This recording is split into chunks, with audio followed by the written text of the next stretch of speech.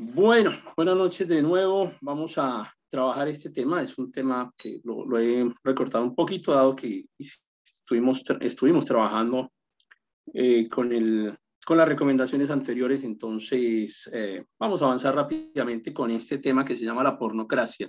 Son varias las etapas del catolicismo que son muy destacables dentro de la historia. Si ustedes quieren, pueden hacer paquetes de información como los estamos haciendo acá y llegar incluso hasta hoy en día. O sea, la historia del papado, la historia de la dirigencia del catolicismo, realmente tiene etapas en la historia que van muy ligadas a intereses que indiscutiblemente son intereses políticos, intereses económicos, intereses de ciertas familias que quieren mantener el poder. Y pues imagínense, si uno tiene el poder político, pero además de eso, tiene un poder religioso. Es decir, no solamente estás dominando sobre lo terrenal, sino que ahora tienes la posibilidad de dominar sobre o en lo sobrenatural. Pues tienes el poder absoluto. Y eso es lo que ocurre precisamente cuando estamos hablando de estos momentos históricos.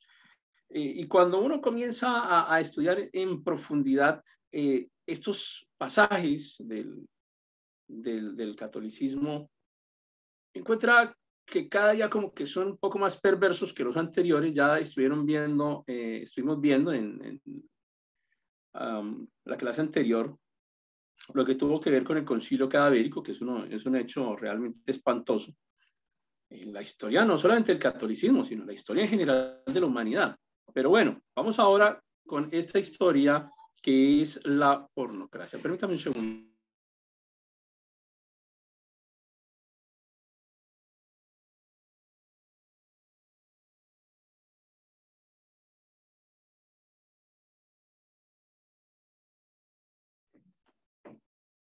Bien, entonces continuamos. La forma de leer estas diapositivas, además que esta semana les dejé un texto.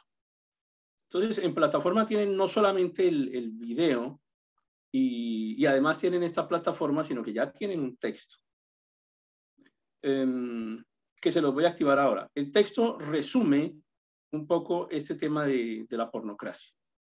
Y tienen otro texto adicional que vamos a ir trabajando que, pues como ya estamos entrando al periodo en el que aparecen los personajes de la Reforma, entonces les he incluido esa información adicional que irá apareciendo capítulo a capítulo progresivamente durante cada semana, capítulo apenas, para no decir que va a ser necesario que leamos todo el libro, un capítulo, apenas 3, 4 hojitas, 2 hojitas del capítulo del tema que corresponda, que es complementario de lo que estamos haciendo. Vamos haciendo el recorrido histórico transversal a través del papado, como lo estamos viendo ahora, hasta llegar a los reformadores, de manera que con el libro adicional, del cual les comparto información, tengan la posibilidad de complementar. La forma de leer las diapositivas, insisto, lo hacemos desde acá, desde las estrellitas de color rojo que les ubico allí para que faciliten un poco el proceso desde donde vamos a comenzar a leer la historia.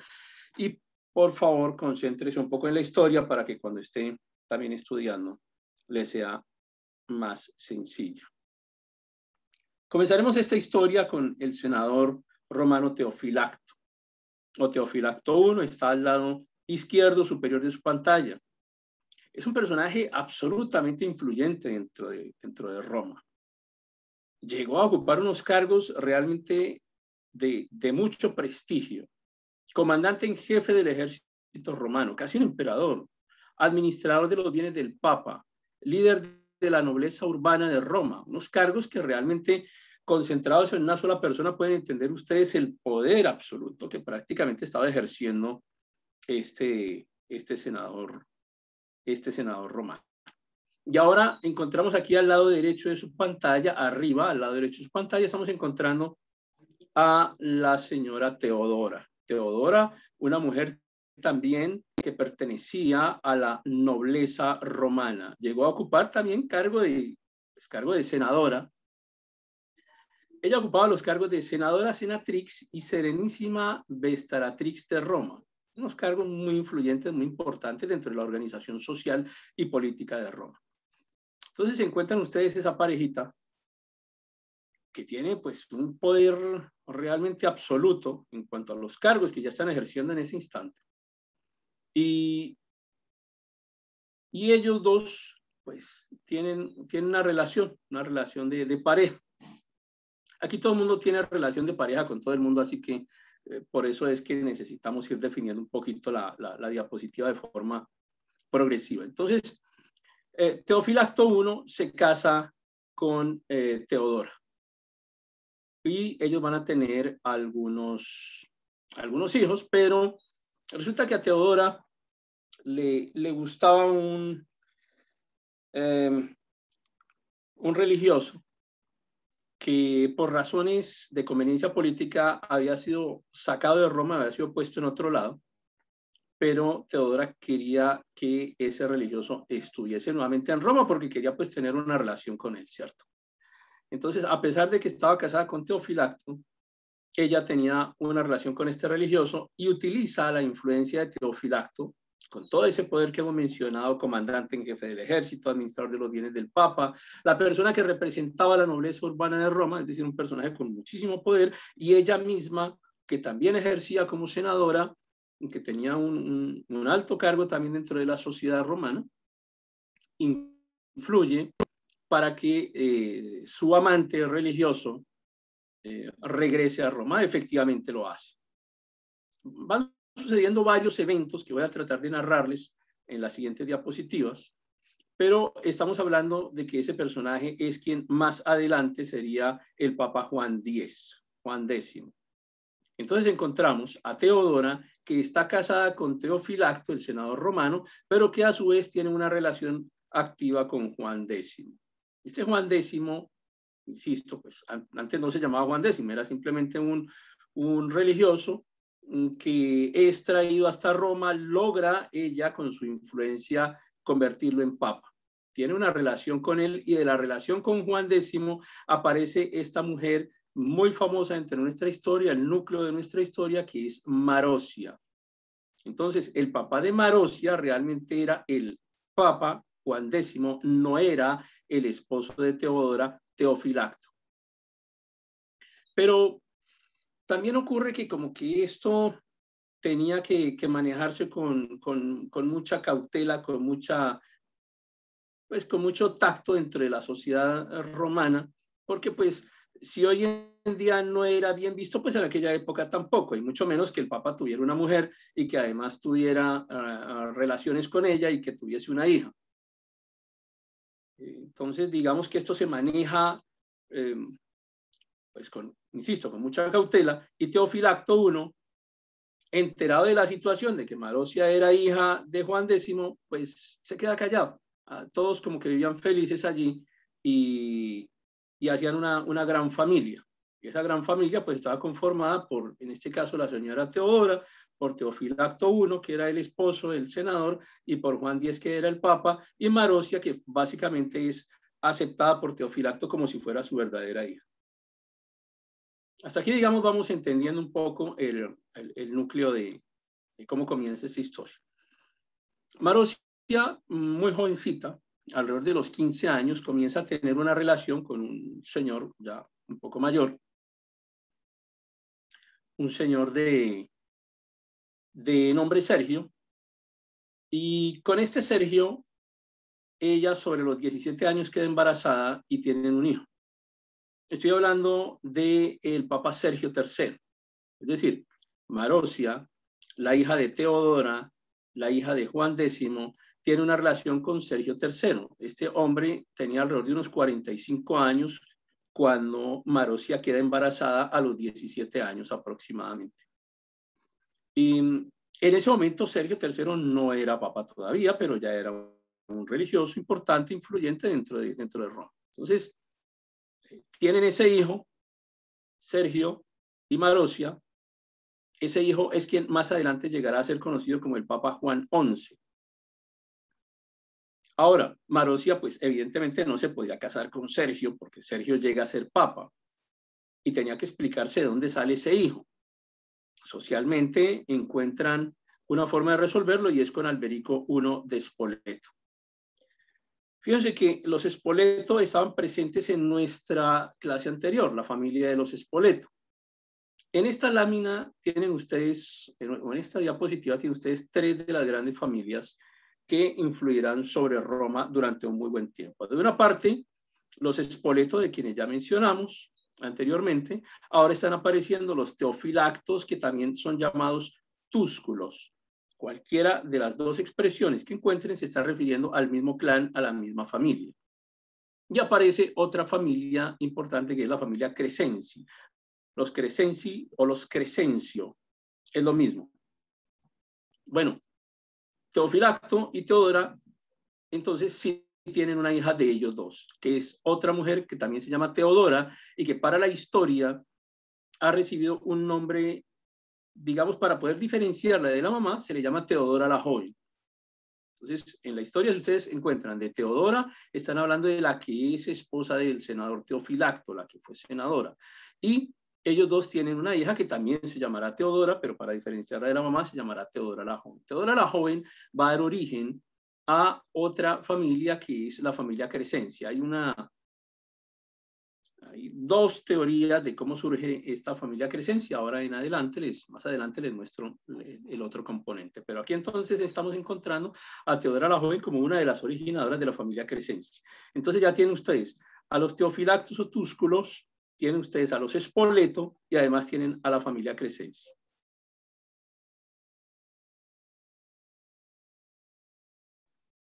Estas familias mantendrán el poder del papado y de Roma durante muchísimas décadas, casi siglos.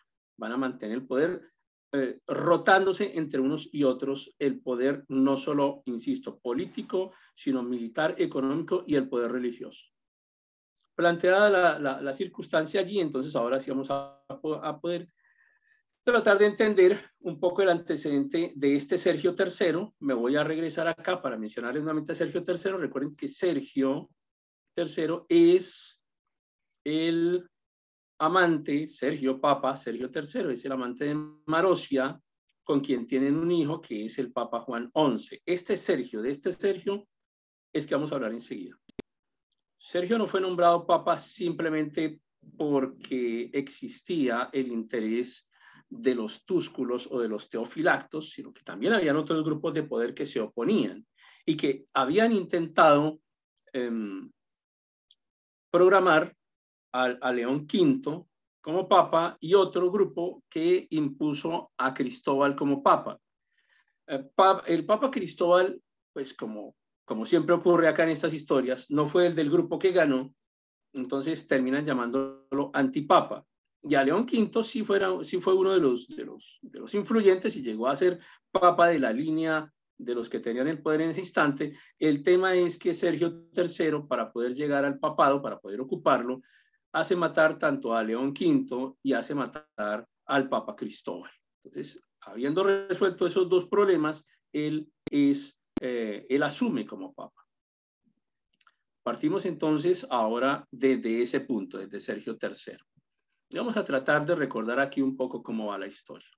Sergio III, además en su vida no religiosa, también recibió el nombre de Sergio.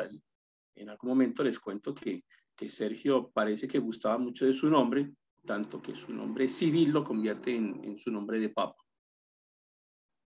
Sergio vuelve a tener un segundo hijo con Marosia. Ese hijo llegará a ser Anastasio III, es decir, también papa. Entonces estamos encontrando a Marosia, hija del senador Teofilacto, no, perdóname, hija de Juan X con Teodora, es decir, es hija de papa. Tenemos a Marosia, hija de un papa, Juan X, amante de un papa, Sergio III, mamá de Juan XI, mamá del papa Anastasio III. Y ahora les voy a contar cómo sigue la historia de Marosia. Pero Marosia, decimos, pues al fin termina casada con este personaje que es Alberico de Spoleto. Entonces tienen a 2 de las grandes familias romanas de la época de la nobleza. Les había dicho en la clase anterior que aquí parece que como que ser más entre más pervertido te da más nobleza. Entonces uno duda siempre de las familias nobles europeas, justamente es por eso, por la forma como han llegado a llamarse nobles. Alberico tiene unas dificultades en su momento con el Papa Juan X. Yo estoy jugando aquí con dos eventos históricos, con dos momentos de la historia, porque estoy centrándome en Marosia, en la vida de Marosia. No estoy haciendo un recorrido lineal de los papas, sino estoy centrándome en la vida de Marosia y desde allí continuamos con el resto de esta diapositiva. Entonces, por un lado tenemos a Marosia, hija de Juan X, pero Marosia casada con Alberico de Spoleto, y Alberico de Spoleto tiene un problema político serio con Juan X, hasta el punto de que el Papa Juan X hace matar a Alberico de Spoleto. Pero esa no fue una muerte cualquiera, fue una muerte realmente dramática, fue una muerte salvaje, por decirlo. Lo apuñalan y lo apuñalan de una forma realmente salvaje y además Juan X obliga a Marosia a contemplar el cuerpo de Alberico como para tratar de prevenir que volviera a sucederse otra situación en la que se enfrentaran a él como papa. Pero Marosia luego más adelante se vengaría. Ella tiene un segundo matrimonio y en su segundo matrimonio con su segundo esposo logra vengarse de Juan X, lo llevan a prisión y estando en prisión lo matan asfixiado. Pero no fue con este Alberico de Spoleto porque este ya estaba muerto. Es el segundo esposo, ahora se los voy a enseñar en la siguiente imagen. Alberico, cuando estaba vivo, pues también tenía amantes. Hay una mujer de la que no conocemos su nombre en la historia, no aparece registrada en la historia. Alberico con esa mujer tiene a un hijo que se llama Alberico II, un personaje muy importante dentro del transcurso de lo que viene allí más adelante. Entonces Alberico II es hijo de Alberico I, pero no es hijo de Marosia, y eso influye mucho en las decisiones que tomará Alberico II más adelante, porque él sabe que Marosia no es su mamá, a pesar de que Alberico estaba casado con ella.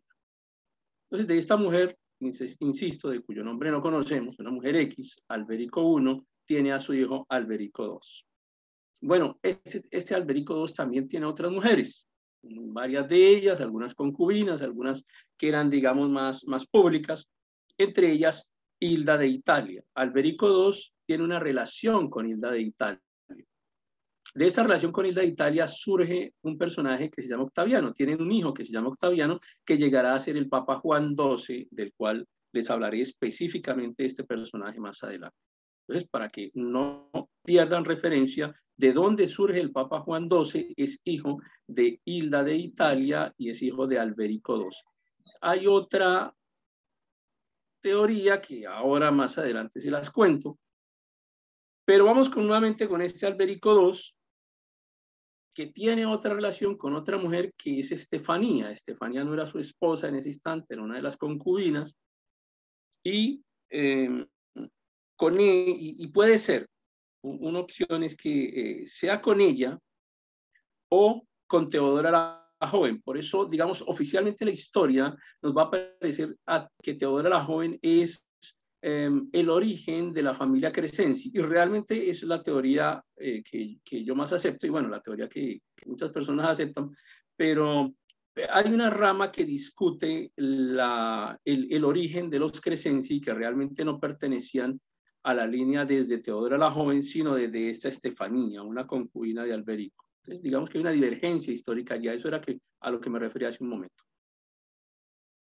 Lo que sí es cierto es que del hijo de Alberico II es que surgen los Crescenzi. Entonces, fíjense cómo los Crescenzi salen de los túsculos, porque Alberico II es uno de los túsculos, ¿cierto? Y es a través, ya sea o de Estefanía, la concubina, o de Teodora la Joven, que es una de las tesis más aceptadas, que surge este otro papa, que es Juan XIII, que tiende mucho a confundirse con este Juan XII, porque los dos eran muy pervertidos, y tuvieron unas actitudes, o sea, su comportamiento fue muy similar. pero digamos que se destacó Juan XII como el peor de los 12. Entonces, por lo menos hasta lo que conocemos hoy en la historia, podemos decir que Juan XII todavía llegaba a ser un poco más pervertido que Juan XIII. Pero nos interesa Juan XIII es porque desde allí surge la línea de los Crescencio, la línea de los Crescencio se formaliza desde allí. Digamos que toma autoridad, que se formaliza, que realmente se convierten en una estructura de poder, es a partir de Juan XIII, pues porque ya tienen un papa a bordo y porque es probablemente hijo de Teodora la Joven, que además era hijo de Teodora, que era una de las grandes senadoras romanas. Bien, sigamos por acá. Volvamos hasta... Tengo una pregunta. Ok, dale, un segundo, me regreso. Dale. Como hay una línea de Juan XIII hacia los Crescenci, entonces eso significa que Juan XIII tuvo hijos. Sí, por supuesto, por supuesto, por Okay. supuesto, por supuesto. Todos ellos, todos, toda la línea que estamos mencionando ahora, todos tuvieron hijos. Era muy frecuente. Todos, Okay. y no tenían esposas oficiales, por supuesto. He mencionado algunas de las mujeres, acá específicamente he nombrado especialmente a Teodora, he nombrado a Marosia, porque son las más influyentes. De todas ellas, por supuesto, Marosia. De Teodora la Joven, pues porque se cree que a partir de ella surgen los Crescenci. Por supuesto que Teodora la Joven tuvo su relación con Alberico II, que si ustedes se fijan bien en estas líneas familiares, ellos podían tener, si bien no una relación de sangre, sí tenían una relación muy cercana, porque Teodora la Joven era hija de Teodora, es decir, hermana de Marosia.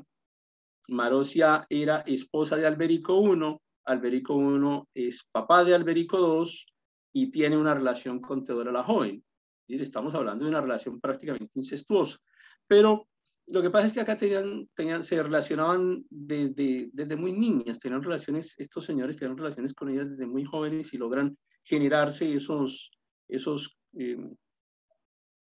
bueno, ese tipo de relaciones, pero tampoco era infrecuente que las señoras, aunque tuviesen mucha edad, tuvieran relaciones con hombres mucho más jóvenes. Así que eso no intenten establecer ustedes que hay unas reglas sociales establecidas acá en lo que estamos hablando, porque no las van a encontrar en absolutamente ningún punto. O sea, todo lo que ustedes imaginen como que es socialmente sí, socialmente aceptable o inaceptable, o desde el punto de vista del cristianismo, pues acá esto no se cumple, ninguna de estas normas realmente, todo esto se salta, ¿no? Más cuando uno entiende, sobreentiende, que para los religiosos, como vimos en las clases anteriores, al religioso raso le prohibían tener hijos, al religioso raso le prohibían tener esposas, al religioso raso no le permitían tener hijos porque entonces el dinero y los bienes y las propiedades durante su vida pasarían a propiedad de la familia y no a propiedad del Vaticano o de la Iglesia o del catolicismo. Sin embargo, vemos que los grandes líderes religiosos no tenían problema con eso. Les imponían a los religiosos de menor escala unas restricciones que ellos pues, personalmente no cumplían. De hecho, la reforma surge precisamente es por eso, porque los monjes terminan preguntándose, ¿por qué a mí me exigen esto? ¿Por qué estamos hablando de pobreza? ¿Por qué estamos hablando de restricción? Si estamos viendo que todos nuestros líderes viven de una forma excesivamente ostentosa y viven de una forma que es vergonzosa también. Y eso es lo que termina produciendo los efectos de la reforma. Me regreso entonces por acá nuevamente hasta la historia de Sergio III. Sergio III y de Marosia. Sergio III, insisto, tiene una relación con Marosia de la cual surgen, vamos actualizando la información de esta mujer. Es hija de un papa, Juan X, es amante de otro papa, Sergio III, es mamá del papa Juan XI, es mamá de Anastasio III, y luego, digamos que en esas fases, porque estos no son periodos, o estas personas no es que se suceden unas a otras exactamente, pues como un relojito en el tiempo, no, aquí hay unos ciertos saltos. En esos saltos nombran también a Esteban VIII, ella influye en el nombramiento de Esteban VIII y hay dudas sobre si influye sobre su muerte, no podemos confirmarla, pero pues por lo menos hay sospechas por la línea de comportamiento que ella mantenía. De quien sí podemos asegurar que a quien nombra es a León VI, y también lo hace matar. Hay unas evidencias históricas al respecto. Marozia influía sobre todos estos papas hasta el punto de que en algún momento de la historia tiene tanto poder que llegan a llamarla también la papisa, pero no porque, hay que tener en cuenta acá que no vayan a confundir a Marozia con la papisa Juana. Son dos personas diferentes. Aquí no es porque ella haya ocupado el cargo de papisa o el cargo de papa, no, es porque ella influía tanto dentro del nombramiento de los papas que finalmente terminan llamándola así, la papisa Marozia, pero era por el nivel de influencia que ejercía, por las relaciones familiares que tenía, por sus hijos papas, por sus papás, por su amante, porque tenía realmente mucho poder. Entonces, ¿qué ha ocurrido? El catolicismo ha aprovechado la existencia de Marozia en unos puntos de la historia para poner en duda la existencia de Juana. Entonces dicen, no, lo que pasa es que realmente existió fue Marozia, y Marozia por su nivel de influencia en una etapa oscura del catolicismo, entonces la están confundiendo como que hubo una mujer que fue papa, pero estamos hablando de dos periodos históricos diferentes. Eso de una parte. Y de otra parte, que a veces entonces intentan también negar la existencia de Marozia o confundirla. Es obvio que como que las familias intentan quedarse calladas con ciertos sucesos vergonzosos que ocurren al interior de sus familias porque dan vergüenza. Entonces eso también ocurre un poco aquí dentro de la historia del catolicismo. Una mujer absolutamente poderosa que luego tendría que ver con la muerte de su propio papá, es decir, de Juan X, como ya lo mencionamos. Vamos aquí a esta imagen para actualizarles un poco la información de cómo va Alberico. Entonces, comencemos con Marozia. Marozia, ya sabemos que hace nombrar a su hijo Juan XI como papa. Marozia estaba casada con Alberico I de Spoleto, pero este Alberico se muere. No sabemos en qué circunstancias, pero se murió. Tampoco vamos a decir que Marozia anda matando a todo el mundo, pero lo cierto es que Alberico I se murió. Y ella no se puede quedar sola. Necesita respaldo para manejar su poder en Roma. Entonces, se casa con un personaje su segundo matrimonio es con un personaje que se llama Guido de Toscana, que también era, digamos, de la alta nobleza de aquella época, italiana. Entonces, primer esposo de Marozia es Alberico I. Él se muere y ella se casa nuevamente con Guido de Toscana. Pero acá ya aparece, recuerden ustedes, Alberico II. Me voy a regresar para ubicárselos nuevamente. Aquí está Alberico II, que era el hijo de Alberico I, Alberico de Spoleto, el hijo que tuvo con una X, no sabemos quién es. Ese Alberico II no era directamente el hijo de Marozia, digamos que era como un hijastro de Marozia. Realmente ella lo adopta también porque es el hijo de una desconocida y ella lo adopta como si fuera su hijo, y así como todos adoptaban a los hijos de todos.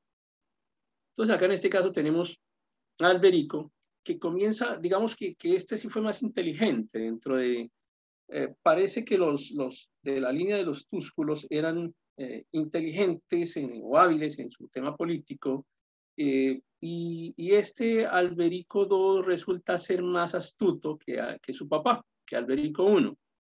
Alberico I se muere, pero queda su hijo, y pues Alberico I sabe que él tiene un hermanastro que es Juan XI, pero él ya tiene una edad suficiente, ya comienza a ejercer influencia, comienza a entender cómo funciona el poder, y hace meter preso a Juan XI, a su hermanastro, y hace meter presa a Marozia, ¿recuerdan? Su madrastra.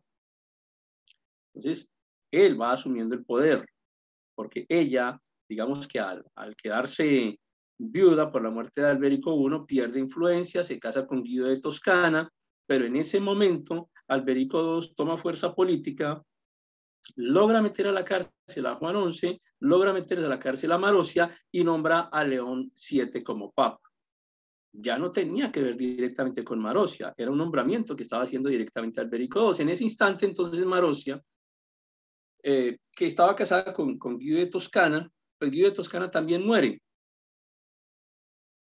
Tampoco podemos decir que lo mató Marozia, pero se murió. Había una particularidad y es que todo lo que Marozia tocaba se moría.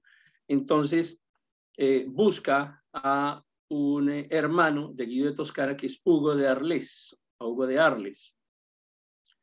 Este Hugo estaba casado con Alda, y para que Marozia pudiera casarse con Hugo de Arles, había que anular el matrimonio de Hugo de Arles con Alda. Pero eso no había ningún problema porque en ese momento todavía Juan XI era papa. Entonces, en ese momento, pues Juan XI anula el matrimonio de Hugo de Arles, de manera que Marozia puede casarse con Hugo de Arles, y eso significaba un poder muy grande. Pero ya estamos viendo cómo está surgiendo el poder de Alberico II. Entonces, sí, se casan, pero en ese instante también Alberico II, digamos que mueve su poder político y logra poner presos a Marozia y a Juan XI, es decir, a su hermanastro y a su madrastra, y nombra como papa a León VII. Este León VII, bueno, de él hablamos después. Devolvámonos y hablemos de Juan XI. Juan XI, entonces estamos hablando de alguien que fue hijo de un papa, hijo de Marozia. Él es quien produce la anulación del matrimonio de Hugo de Arles con Alda, para que su mamá Marozia pueda casarse con él y otra vez intentar recuperar el poder político. Alberico II, insisto, lo pone preso y luego muere. Tenemos entendido que murió en prisión. No estamos diciendo que lo asesinaron específicamente, pero pues de todas maneras en estas historias siempre van a quedar sospechas. Ahora sí llegamos hasta este Juan XII. Permítame, me regreso y lo vuelvo a nombrar acá en la historia. Estamos hablando de este Juan XII. Juan XII, que es hijo de Alberico II con Hilda de Italia. Este Juan XI, no confundirlo con Juan XIII. En la historia se tiende a confundir mucho, primero por su origen familiar y segundo por sus actitudes, que eran muy dadas a ser pues muy mal vistas y realmente delictivas, si se quiere.